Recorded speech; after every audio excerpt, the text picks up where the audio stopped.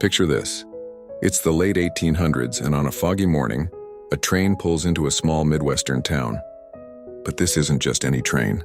Inside its carriages are dozens of children, dressed in their best clothes, their small faces pressed against the windows, wondering if today might be the day they find a new family.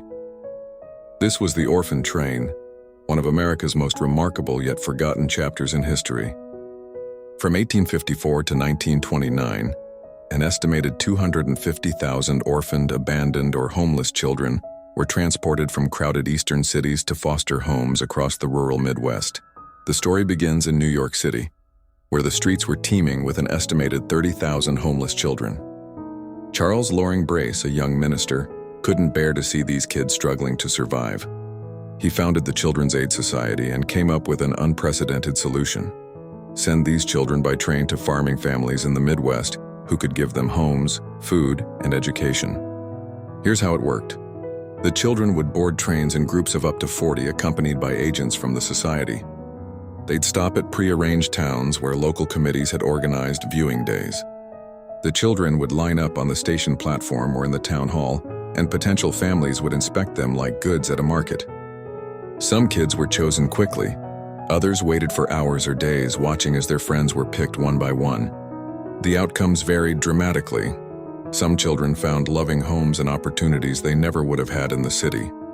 Others faced hardship, essentially becoming indentured servants on farms.